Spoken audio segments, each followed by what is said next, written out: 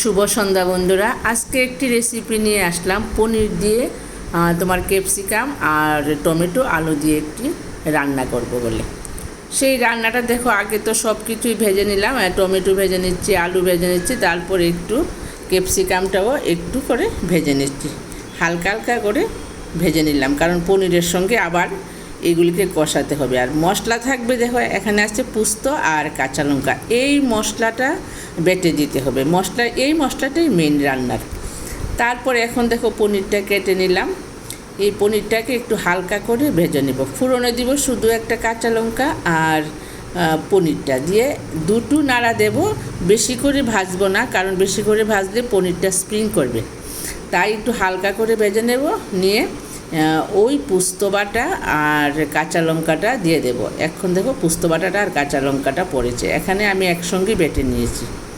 তারপরে একটু ভালো করে এখন একটু কষিয়ে নেব নেড়ে চেড়ে। তারপরে এখানে এই কষানোটার মধ্যে আমি ক্যাপসিকাম এবং একটু নুন দিয়ে দিলাম, নুন একটু লাগবে, হালকা করে একটু গ্রেভি করব, সেই না একটু গা মাখা গ্রেভি করব।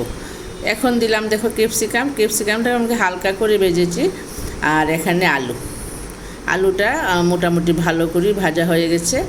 তারপরে এখন একটু ভালো করে কষাবো, কষিয়ে তারপরে দিয়ে দেব টমেটোটা দিয়ে আর একটু কষিয়ে নেব। কষিয়ে নিয়ে তোমার রান্নাটা ভালো লাগবে, এই রান্নাটা খেতেও ভীষণ ভালো লাগে। এখন একটু নুন দিয়ে দিলাম, আর একটু নুন পড়েছে। আর তোমার বাড়িতে কোনো অনুষ্ঠান করলে বাচ্চারা তো ভীষণই ভালোবাসে পনির। আমরা দেখবে কোনো অনুষ্ঠান করলে পনির এবং ডিম করি, কেন বাচ্চাদের জন্য এইগুলি করতে হয়, বাচ্চারা তো ভীষণ ভালোবাসে পনির আর ডিম।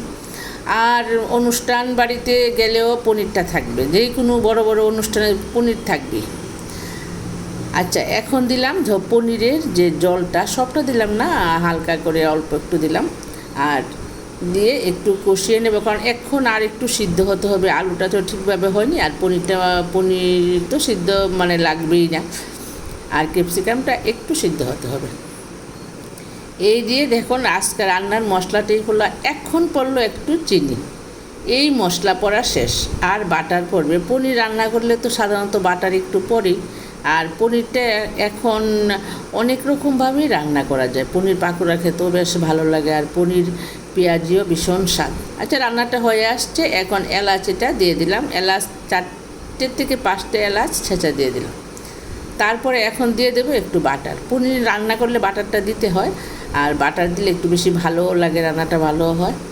বাটার দিয়ে দেবো, এখন বাটারটা দিয়ে একটু নেড়ে চেড়ে তারপরে পনিরটা নামিয়ে নেব। বেশি একটা সময় লাগে না, খুব তাড়াতাড়ি রান্নাটা হয় এবং রান্নাটা খুব ভালো হয়, সবাই খেতে পারে রান্নাটা। আর এই রান্নাটা আমিও মাঝে মাঝে করি, খাই, তাই আজকে ভাবলাম তোমাদের সঙ্গে শেয়ার করি রান্নাটা যদি ভালো লাগে তোমাদের যদি ভালো লাগে রান্নাটা, তাহলে আমার পাশে থেকো, একটা লাইক একটা সাবস্ক্রাইব দিয়ে, আর ইউটিউব থেকে দেখলে একটা